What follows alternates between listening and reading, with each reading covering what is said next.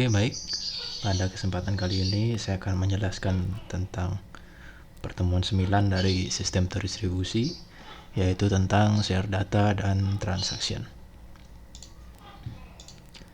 Jadi share data dan transaction ini adalah dibahas pada dua pertemuan 9 dan 10. Nah, untuk kuliah online ini saya akan jadikan satu videonya. Jadi video materi 9 dan 10 saya jadikan satu biar nggak split nanti karena materinya saling berhubungan. Oke, yang pertama itu share data. Jadi share data itu adalah kemampuan untuk berbagi sumber daya data yang sama dengan beberapa aplikasi atau pengguna. Ini saya yakin teman-teman sudah biasa pakai.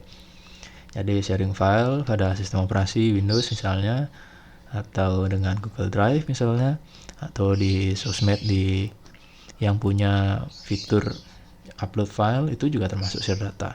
Karena dia berbagi sumber daya data yang sama, datanya kan sama dengan berbagai pengguna. Seperti itu. Atau kalau di Google Drive itu dengan beberapa aplikasi. Kayak gitu.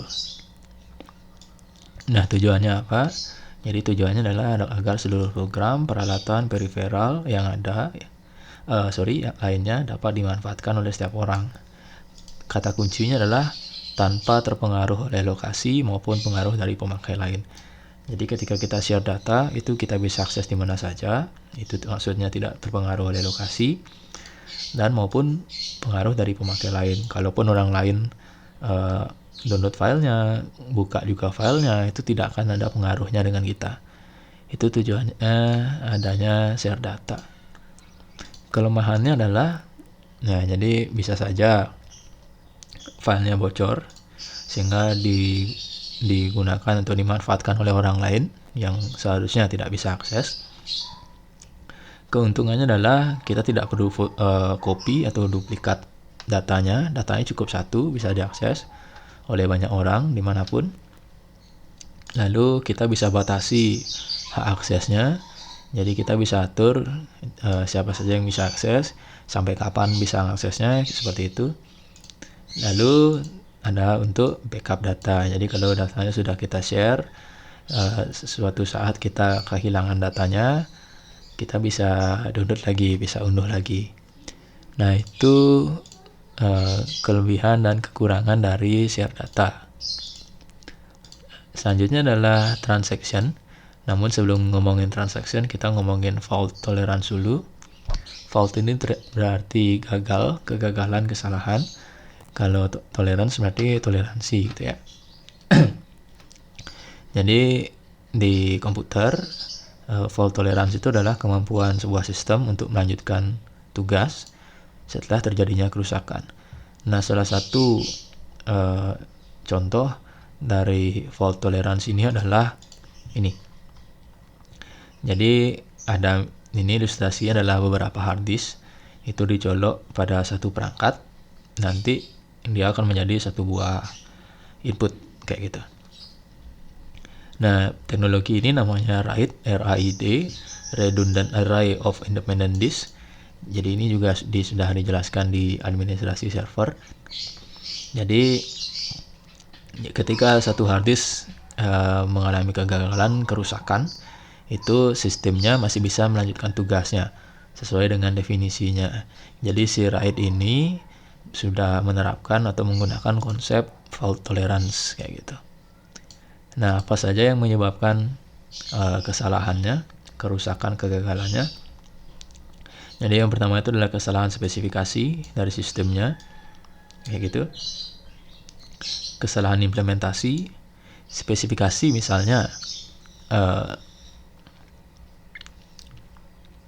kecepatannya tidak cocok misalnya gitu pada memori, dan kesalahan spesifikasi lainnya. Contoh lain adalah ini harddisknya berbeda. Maksud saya adalah teknologi RAID ini akan berjalan lebih optimal, lebih bagus jika merek harddisknya, ukuran harddisknya, kecepatan harddisknya, interface harddisknya sama. Dalam artian adalah harddisknya kembar, kayak gitu biasanya. Yang menyebabkan, atau bukan yang menyebabkan, yang membuat teknologi RAID ini awet kayak gitu. Nah, jika terjadi kesalahan spesifikasi atau specification mistake,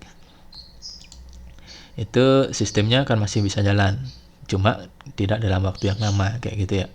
Jadi pengguna atau yang punya sistem, administratornya harus segera menangani kerusakan pada sistem tersebut kayak gitu. Nah, itu namanya fault tolerance. Jadi walaupun ada rusak atau gagal, sistemnya masih bisa normal kayak gitu. Tidak dalam waktu yang lama tapi. Adanya kesalahan implementasi, adanya kerusakan komponen, atau adanya gangguan dari luar. Kerusakan komponennya berarti komponennya rusak, gangguan dari luar misalnya listrik, debu, kayak gitu, bencana alam. Kesalahan implementasi misalnya dalam sistem ada kesalahan yang dilakukan oleh penggunanya ataupun administrator itu sendiri kayak gitu. Itu manfaat dari teknologi yang sudah menerapkan fault tolerance. Selanjutnya ada data transaction. Jadi data transaction ini dalam sistem terdistribusi adalah jadi beberapa aksi dari program aplikasi yang mengakses atau mengubah isi basis data. Jadi kita kembali lagi ke ATM. Nggak capek-capek, nggak bosan-bosan ngomongin itu aja. Jadi si ATM itu kita ada teknologi baru lagi setelah kemarin algoritma Lamport itu yang saya lupa apa nama materinya itu. Oh ya, time and coordination, bagaimana mengkoordinasi waktu. Sekarang ada ilmu lagi yang namanya data transaction. Nah, data transaction ini adalah proses-proses step by step, langkah-langkah bagaimana program atau aplikasi mengakses atau mengubah isi basis data. Secara umum ada 5 status dalam data transaction ini, yaitu aktif, partially commit, fail, abort, dan commit kayak gitu.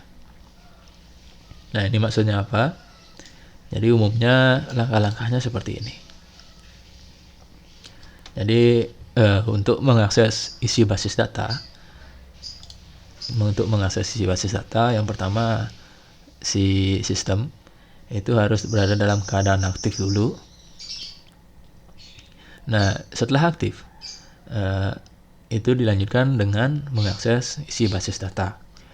Nah, saat mengakses ada kemungkinan langsung terjadinya gagal, isi basis data yang tidak ditemukan, ada koneksi gagal koneksi, kesalahan sistem, dan lain sebagainya. Jika terjadi seperti itu masuk ke status fail.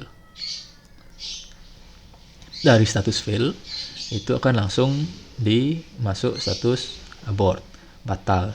Dalam artian adalah sistemnya tidak jadi mengakses atau mengubah isi basis data kayak gitu. Jadi aktif, jika terjadi kesalahan itu berarti masuk ke fail, gagal, lalu dibatalkan. Nah, jika berhasil, koneksinya sudah lancar, basis data ini ditemukan, dia akan masuk ke status partial commit, setengah berhasil.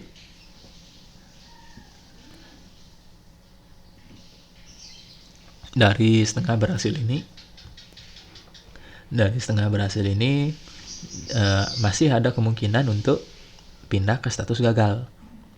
Kan baru setengah ya. Nah, dalam proses mengubah basis data itu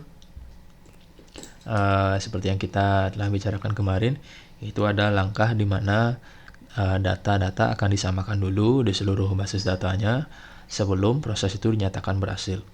Jadi saldo ATM kita akan dikurangi dulu di seluruh cabang, di seluruh data center, di seluruh database sebelum uangnya dikeluarkan, sebelum kartu kita dikeluarkan. Nah,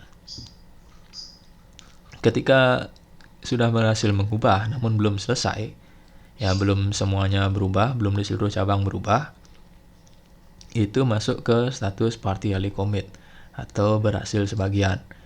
Misalnya basis datanya ada 100 ya, lalu ketika ingin mengubah hanya baru sampai di 50 kayak gitu ya. Nah, di 50 ternyata gagal. Gagal misalnya mati listrik atau terjadinya gangguan jalur kayak gitu. Sehingga dalam status tersebut partially commit ini akan berpindah ke fail, gagal, tidak jadi, tidak bisa narik uang kayak gitu misalnya, tidak bisa mengurangi saldo, lalu pindah ke abort.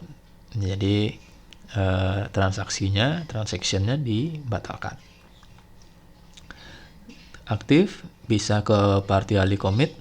Nah, dari partially commit ternyata si sistem berhasil melakukan data transaction ke seluruh basis data yang ada, ke seluruh komputer yang ada. Nah, dari situ baru ini dinyatakan commit atau berhasil secara sempurna. Nah, itu kira-kira status-status dalam data transaction. Terakhir adalah ada istilah yang namanya replication. Jadi replication ini melakukan copy dan pendistribusian data objek-objek database dari satu database ke database lain. Melaksanakan sinkronisasi sehingga konsistensi data dapat terjamin. Nah, replication ini seperti yang saya bilang tadi juga.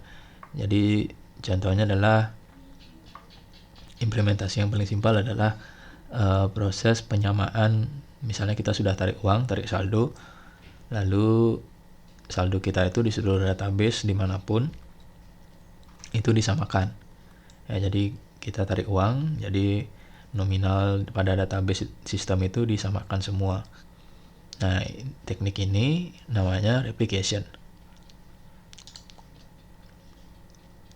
Jadi ini dilakukan agar beberapa lokasi menyimpan data yang sama, memungkinkan otonomi yang besar. Jadi terciptanya sebuah klaster, sebuah daerah, sebuah wilayah di mana memiliki data-data yang sama kayak gitu.